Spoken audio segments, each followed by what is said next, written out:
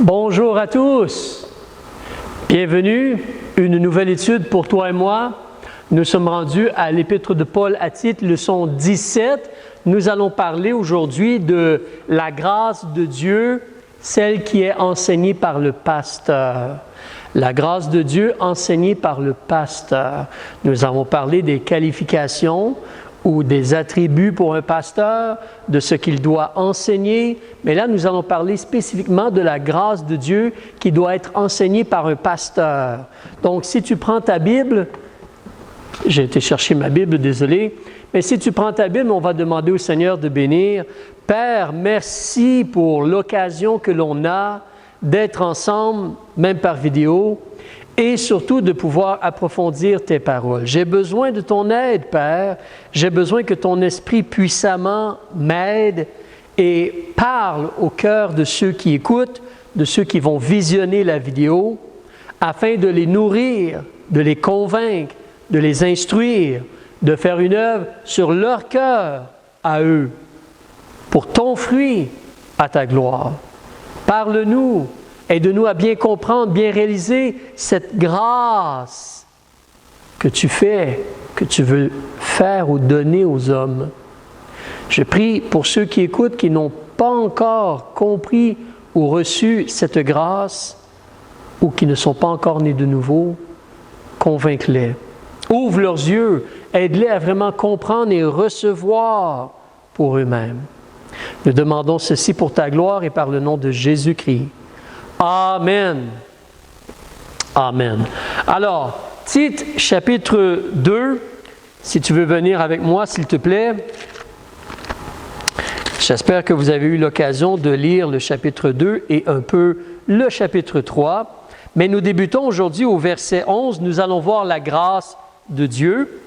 Le verset 11 nous dit « Car la grâce de Dieu pour le salut de tous les hommes a été manifestée. » Alors, nous parlons de cette grâce de Dieu. Un pasteur doit enseigner cette grâce-là, évidemment aussi. Mais nous parlons de la grâce de Dieu. Dans tes notes, je te mentionne, de façon simple, arrêtons-nous et considérons le mot « grâce ». Qu'est-ce que cela veut dire? Les religions, malheureusement, nous ont induits en erreur.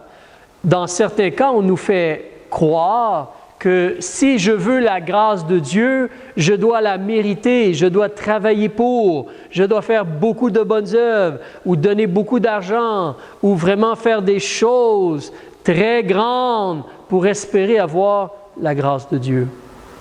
Mais en réalité, mon ami, si tu regardes dans le dictionnaire, on te mentionne que la grâce, c'est une faveur non méritée, une faveur imméritée. Nous ne méritons pas la faveur, la grâce de Dieu. Mais Dieu est gracieux. Dieu veut te faire une faveur.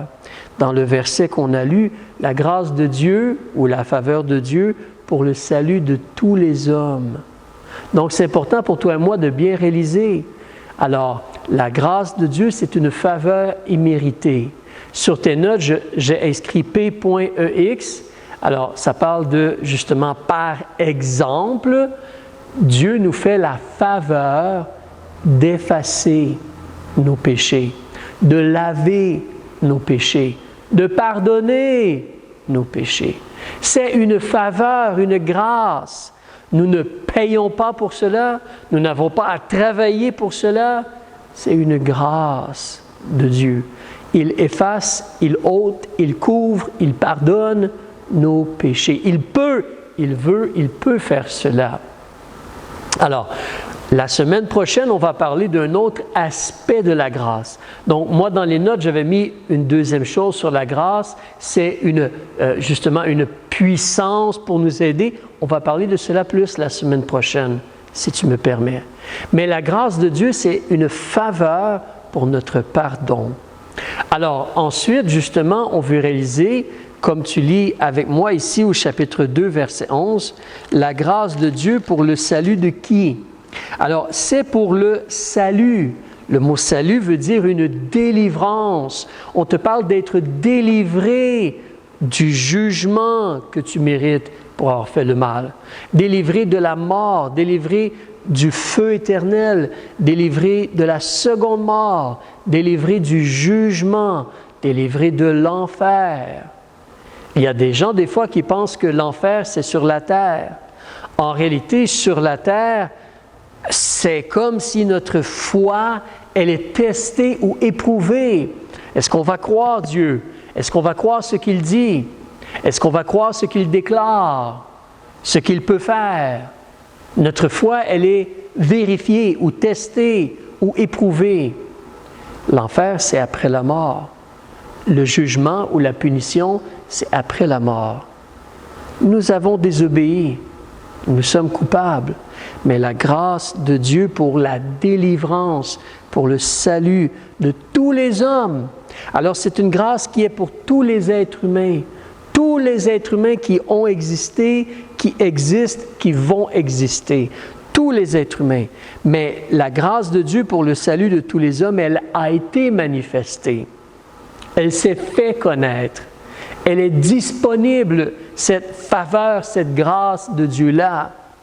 Ce cadeau-là, cette grâce de Dieu-là, elle est disponible. Alors là, la question qu'on peut avoir, c'est où est-ce qu'on trouve cette grâce-là? Est-ce qu'on trouve cette grâce-là dans l'Église? Est-ce qu'on trouve cette grâce-là dans le baptême? Est-ce qu'on trouve cette grâce-là dans les bonnes œuvres? Où trouvons-nous la grâce de Dieu? Est-ce que je dois faire don d'argent pour avoir la grâce de Dieu? En réalité, gloire à Dieu, la grâce de Dieu se trouve en une personne, la personne de Jésus-Christ.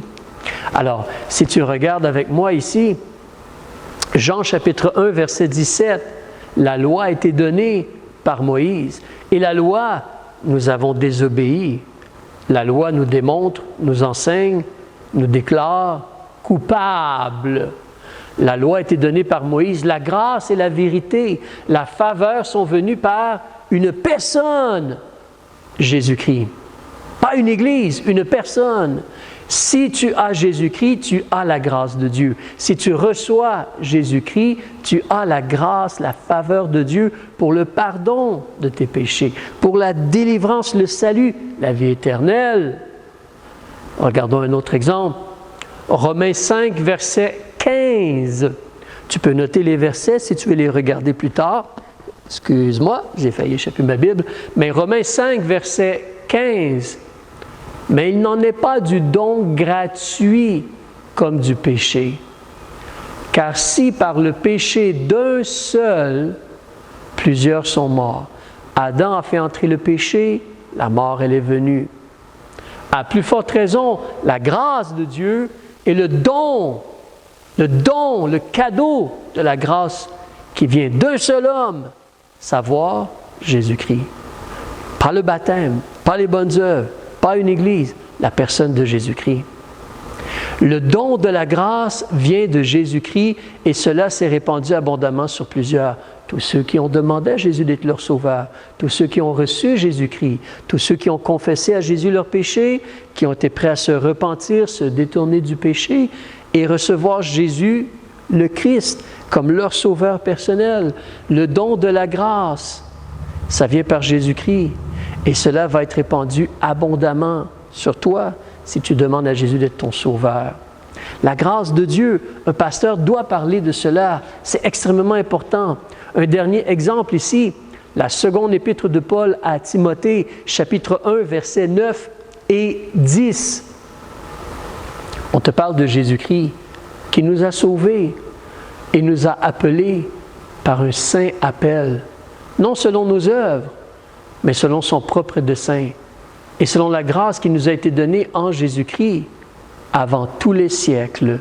Donc, je mentionnais tantôt Jésus-Christ, on pourrait considérer, on parle de Dieu, plutôt, Dieu qui nous a sauvés et nous a appelés par un saint appel, non selon nos œuvres, mais selon son propre dessein et selon la grâce qui nous a été donnée en Jésus-Christ avant tous les siècles et qui a été maintenant manifestée par la venue de notre Sauveur Jésus-Christ. La grâce qui nous a été donnée en Jésus-Christ, c'est à travers la personne de Jésus-Christ. Avant tous les siècles, avant que l'être humain soit créé, Dieu, il avait établi Jésus comme le Messie, le Sauveur, l'agneau de Dieu qui ôte le péché du monde. Et au temps propice, Jésus est venu, il est né d'une femme, né sous la loi, il est mort pour mes péchés, enseveli, ressuscité pour notre justification. La grâce de Dieu, donc, qui nous a été donnée en Jésus-Christ avant tous les siècles, elle a été maintenant manifestée par la venue de notre Sauveur Jésus-Christ. Et là, notre responsabilité, c'est de recevoir cette grâce, de recevoir cette faveur, de recevoir ce cadeau, ce don du pardon, du salut, de la vie éternelle en la personne de Jésus-Christ. Jésus-Christ, il a détruit la mort et il a mis en évidence la vie et l'immortalité par le message de l'Évangile. Sa mort, son ensevelissement et sa résurrection pour notre justification. Alors, donc, la grâce, elle se trouve en Jésus-Christ. Alors, la grâce de Dieu pour le salut de tous les hommes, elle est disponible en la personne de Jésus-Christ. En la personne de Jésus-Christ. Alors, si tu reviens avec moi en Tite, chapitre 2, reviens là avec moi, ou peut-être tu as laissé ton doigt là. Tite, chapitre 2, le verset 11. « Car la grâce de Dieu pour le salut de tous les hommes a été manifestée. » Jésus-Christ a fait le travail, le sacrifice. Il s'est offert en sacrifice comme un agneau, en rançon pour faire le paiement afin que nous soyons pardonnés. Regarde avec moi au verset 13. Nous attendons la bienheureuse espérance et la manifestation de la gloire de notre grand Dieu et Sauveur Jésus-Christ, qui s'est donné, au verset 14. Alors, la fin du verset 13, Jésus-Christ, verset 14, qui s'est donné lui-même pour nous, afin de nous racheter de toute iniquité. Le mot iniquité veut dire comme une désobéissance, une injustice, un péché. Mais Jésus nous a rachetés. Il a payé à notre place. Alors, il s'est donné lui-même pour nous racheter, pour payer concernant nos iniquités et nous purifier et de se former un peuple particulier, zélé pour les bonnes œuvres. Donc, Jésus a fait le paiement. C'est pourquoi, en réalité, la grâce, c'est gratuit. Parce que Jésus, lui, a payé. Jésus, lui, a donné sa vie, pris notre punition, été frappé par le Père, subi notre châtiment. Jésus a tout fait cela. Moi, je dois le croire et le recevoir sincèrement. Je dois être prêt à confesser à Jésus mes péchés et à vouloir me détourner du péché, me repentir. Mais Jésus me donne la grâce, le pardon, la vie éternelle. Alors, continuons à lire. Tite, chapitre 3. Tite, chapitre 3, s'il te plaît. Moi, je tourne la page pour mes notes.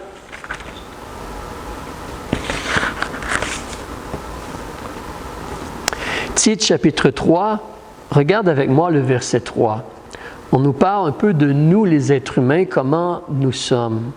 « Car nous aussi, nous étions autrefois, avant de recevoir Jésus, même M. Paul, même les apôtres, même moi, avant de recevoir Jésus, de me repentir et de recevoir Jésus, nous étions autrefois insensés, désobéissants, égarés, perdus, assujettis à des passions et à des voluptés diverses, esclaves des passions et des plaisirs, vivant dans la malice, la méchanceté, et dans l'envie, la jalousie.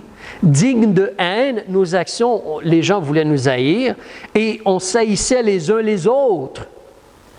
Mais, verset 4, mais lorsque la bonté de Dieu, alors la bonté en Dieu est bon, la bonté de Dieu, notre Sauveur, et son amour pour les hommes ont été manifestés. Jésus-Christ est venu, maintenant manifesté par la venue de notre Sauveur Jésus-Christ. La grâce de Dieu. Lorsque la bonté de Dieu ou la grâce de Dieu, notre Sauveur et son amour pour les hommes a été manifesté dans le sacrifice de Jésus, qu'est-ce que Dieu a fait? À la fin du verset 4. Alors, lorsque la bonté de Dieu, notre Sauveur et son amour pour les hommes ont été manifestés, il nous a sauvés. Il nous a sauvés. C'est Dieu qui sauve, c'est Dieu qui délivre. Tu ne peux pas te sauver par toi-même. Une Église ne peut pas te sauver. Tes bonnes œuvres ne peuvent pas te délivrer. Le mot « sauver » veut dire « délivrer ». Tes bonnes œuvres ne peuvent pas te délivrer du jugement. Tes bonnes œuvres ne peuvent pas te délivrer du feu éternel.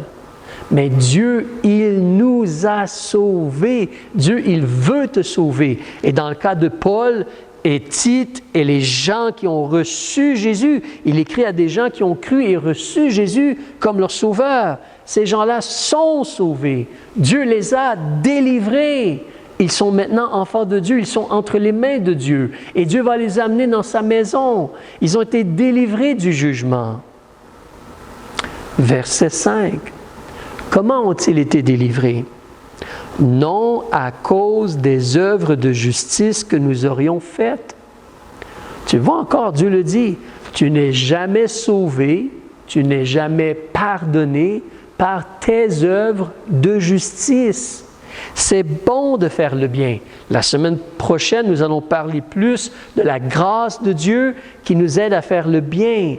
C'est la grâce de Dieu qui nous sauve, c'est la grâce de Dieu qui nous garde sauvés, c'est la grâce de Dieu qui nous aide à servir Dieu et à faire le bien. Mais nous ne sommes pas sauvés à cause des œuvres de justice que nous aurions faites. Nos œuvres ne nous sauvent pas. Nos œuvres n'ont pas de part vraiment dans notre salut, sinon que parce que nous sommes sauvés, nous faisons de bonnes œuvres. C'est le produit, la continuité des choses. Mais nos bonnes œuvres ne nous justifient pas, non à cause des œuvres de justice que nous aurions faites. Toujours au verset 5. Alors, non à cause des œuvres de justice que nous aurions faites, virgule, une autre fois, mais selon sa miséricorde. Dieu nous sauve selon sa miséricorde. Il a à cœur notre misère. C'est un peu comme une grâce, hein? Selon la grâce qui nous a été donnée avant les siècles. C'est un peu comme une grâce. Mais la miséricorde, selon sa miséricorde, selon sa grâce, Dieu nous sauve. Et là, on a le mot « comment » ou « par ». Par. Donc, comment Dieu nous sauve? Parce que nous sommes baptisés? Parce que nous faisons du bien? Parce que nous allons à l'Église? Non. Comment Dieu nous sauve? Par le bain de la régénération. Comme le bain ou le lavement de la régénération et le renouvellement du Saint-Esprit. Comment Dieu nous sauve? En nous régénérant, c'est-à-dire nous ramenant à la vie. Comment Dieu nous ramène à la vie? Par le Saint-Esprit qui vient habiter en nous et spirituellement fait de nous un enfant de Dieu et nous permet d'être en relation avec Dieu. Comme si l'Esprit de Dieu nous ramène spirituellement à la vie, un renouvellement, régénérer, revenir à la vie, avoir une vraie relation avec Dieu. Tu peux garder ton doigt ici et reculer avec moi en Jean chapitre 3. C'est comme ça que Dieu nous sauve. Par la régénération et le renouvellement, le Saint-Esprit qui vient habiter en nous. Donc, c'est spirituel, ce n'est pas physique. Chapitre 3 en l'Évangile de Jean, page 130. Jean chapitre 3. Monsieur Jésus, il parle avec Nicodème. Et qu'est-ce qu'il lui dit? Verset 3, Jésus lui répondit, « En vérité, je te dis que si un homme ne naît, comme être ramené à la vie, ne naît de nouveau, il ne peut voir le royaume de Dieu. » Nicodème se demande, essaie de comprendre. Nicodème lui dit, « Comment? » Comment un homme peut-il naître ou revenir à la vie quand il est vieux? Peut-il, comme doit-il, rentrer dans le ventre de sa mère, le sein de sa mère, et ressortir de sa mère? Peut-il rentrer dans le sein de sa mère et naître une seconde fois? Non, ce n'est pas physique. C'est en ton cœur et en ton esprit. Verset 5, Jésus répondit, en vérité, je te dis que si un homme ne naît d'eau et d'esprit, il y a deux naissances, la naissance d'eau et la naissance de l'esprit. Si tu n'as pas cela, tu ne peux pas entrer dans le royaume de Dieu. Tu ne peux pas aller avec Dieu. À la place, ce qui t'attend, c'est le feu éternel, la seconde mort, l'étang ardent de feu et de soufre, le jugement, la condamnation. Et Jésus ensuite explique au verset 6, les deux naissances encore. Ce qui est né de la chair est chair. Ce qui est né de l'esprit est esprit. Nicodème pensait, je dois aller dans ma maman et ressortir de ma maman. Jésus dit non, il y a la naissance d'eau. Ça, c'est sortir de sa maman. Les os crèvent et le bébé sort. Il y a le liquide avant, le bébé sort. D'accord? Et Jésus explique, ça, c'est naître de la chair. Au verset 6. Mais il y a l'autre naissance, ce n'est pas une naissance physique, parce qu'une naissance physique, tu as un papa et une maman et cela produit un bébé. C'est physique, par l'aide de Dieu évidemment, mais c'est physique. Mais de l'autre côté, c'est l'Esprit de Dieu et un cœur humain. Le cœur humain entend la parole de Dieu, ajoute foi et l'Esprit de Dieu ramène à la vie. On est né de l'Esprit. Ce n'est plus une naissance de la chair, ce n'est pas du tout une naissance physique, c'est spirituel, c'est naître de l'Esprit, E majuscule, l'Esprit de Dieu qui nous ramène à la vie, qui fait de nous un enfant de Dieu. Ce n'est pas un prêtre ou un homme qui nous donne cet esprit, c'est Dieu qui nous donne, qui met son esprit en nous et on est ramené spirituellement à la vie. C'est naître de nouveau. Ça, c'est comment Dieu nous sauve. Par la régénération, ou le bain de la régénération, le lavement de la régénération, le renouvellement du Saint-Esprit. Toujours en Jean, ici, si tu recules au chapitre 1, verset 12. Mais à tous ceux qui l'ont reçu, quand tu choisis de recevoir Jésus-Christ, on t'a donné le droit d'être fait enfant de Dieu, savoir à ceux qui croient. Tu crois qui Jésus est, tu crois son nom, tu crois sa personne, tu crois ce qu'il a dit et tu le reçois comme ton sauveur. Et il te donne le droit d'être fait enfant de Dieu. Verset 13, tu n'es point né du sang. Ce n'est pas une lignée là, le roi, le prince, le futur. Non, ce n'est pas une lignée, ce n'est pas du sang, ni de la volonté de la chair. Ce n'est pas quelqu'un qui essaie de travailler pour faire quelque chose. Ce n'est pas non plus de la volonté de l'homme. Ce n'est pas un homme qui peut dire « Toi, tu es enfant de Dieu, toi, tu es enfant de Dieu. » Non, ni de la volonté de l'homme, virgule, mais de Dieu. Relisons le verset 13 en Jean chapitre 1. Ils ne sont point nés du sang, ni de la volonté de la chair, ni de la volonté de l'homme, mais ils sont comme nés de Dieu. Nés de Dieu. Alors, si tu considères peut-être aussi pourquoi on dit le bain de la régénération, parce qu'en réalité, le Saint-Esprit met le sang de Jésus sur nous et nous lave. Je te partage un dernier verset ici, l'épître de Paul aux Corinthiens, alors c'est dans tes notes aussi, mais l'épître de Paul aux Corinthiens, donc au chapitre 6, s'il te plaît, 1 Corinthiens chapitre 6, à la page 237.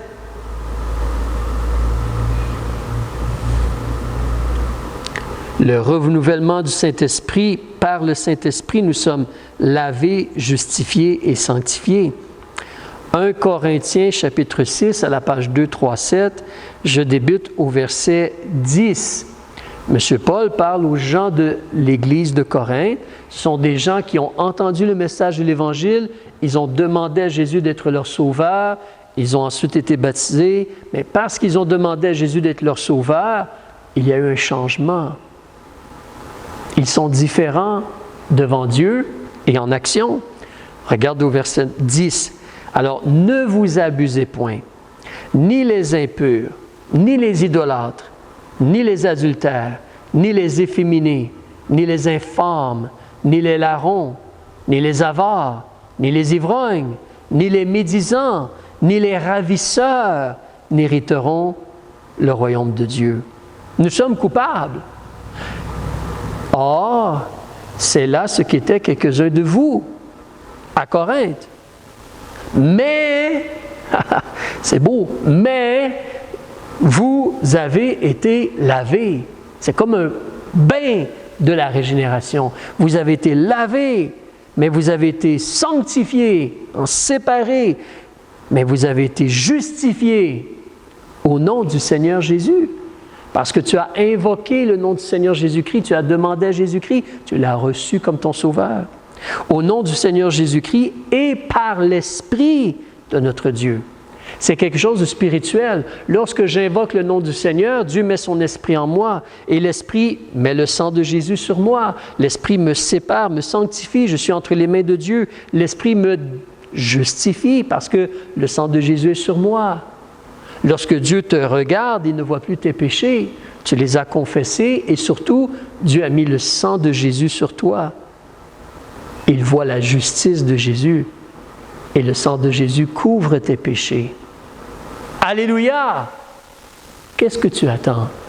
Oh, n'attends pas. As-tu fait le choix? As-tu fait le choix de confesser à Dieu tes péchés? À Dieu? As-tu fait le choix de vraiment vouloir le pardon, la grâce de Dieu, la vie éternelle en Jésus-Christ? Est-ce que tu t'es repenti? Es-tu prêt à te détourner du péché et demander à Jésus d'être ton sauveur et recevoir la grâce de Dieu? N'attends pas, n'attends pas. Un pasteur doit enseigner la grâce de Dieu. Un pasteur doit faire cela. Revenons en Tite pour terminer, s'il te plaît, en espérant qu'on ne déborde pas trop dans notre temps. Alors, Tite, chapitre 3, on a lu le verset 5. Nous sommes rendus au verset 6. D'après la fin du verset 5, alors c'est à la page 306, je te laisse revenir. Mais d'après le verset 5, c'est le renouvellement du Saint-Esprit. Le Saint-Esprit, verset 6, qu'il a répandu avec richesse sur nous par Jésus-Christ, notre Sauveur. Puisque tu demandes à Jésus-Christ sa grâce, Dieu met le Saint-Esprit en toi et Jésus te sauve, il te délivre. Ce n'est pas une Église qui délivre, ce ne sont pas tes bonnes œuvres qui délivrent, ce n'est pas le baptême qui délivre, c'est la personne de Jésus-Christ. Ta foi, ta confiance en Jésus-Christ te sauve. Jésus-Christ te sauve. Le sang de Jésus-Christ couvre tes péchés. Alors je continue, verset 7. Afin que justifié comment? Par sa grâce. C'est la faveur de Dieu qui nous justifie. Ce n'est pas parce que nous le méritons. Ce n'est pas parce que nous faisons de bonnes choses. Dieu nous dit de faire le bien. Mais ce qui nous justifie devant Dieu, c'est la grâce ou la faveur, c'est la personne de Jésus, c'est le sang versé de Jésus-Christ qui nous rend justes devant Dieu. Afin que, justifiés par sa grâce, nous fussions héritiers. On devient enfant de Dieu et on est héritier de la vie éternelle, selon notre espérance.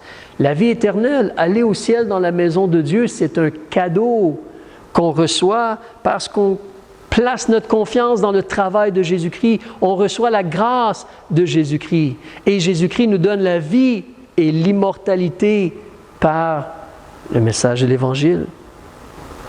Alors, on est justifié par sa grâce et on a la vie éternelle. Une vie éternelle. Jésus nous sauve pour l'éternité. L'éternité.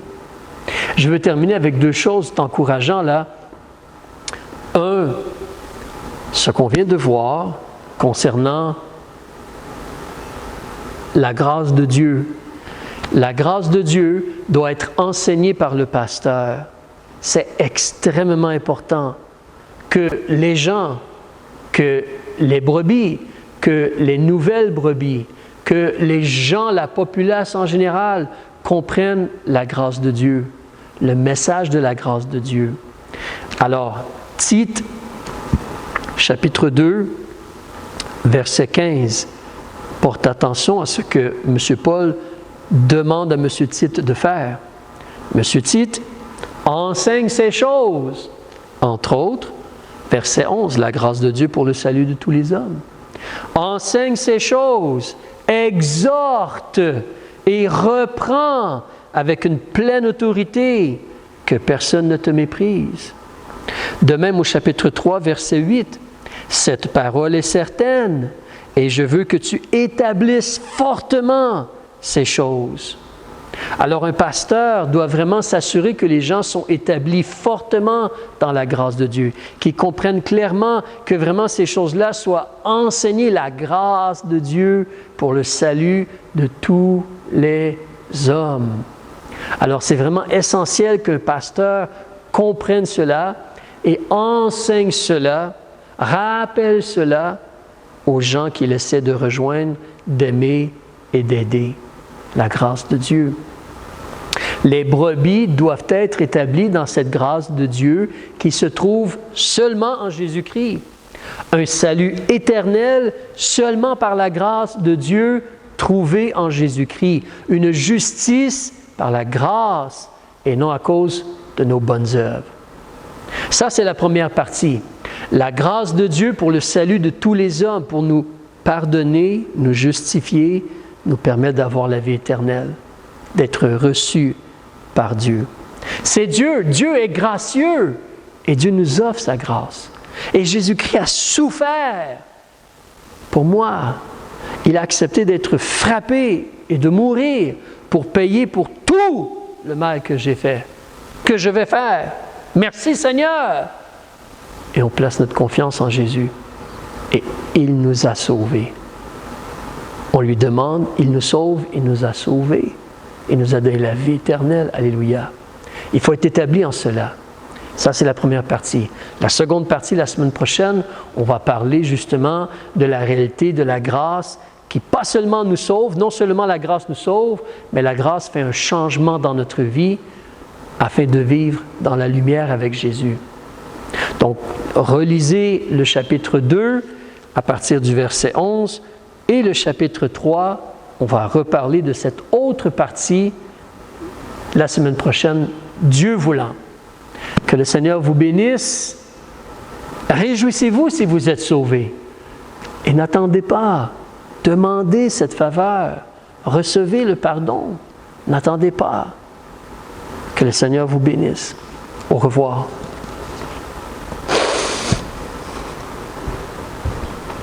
Oh Seigneur, ta grâce est incroyable.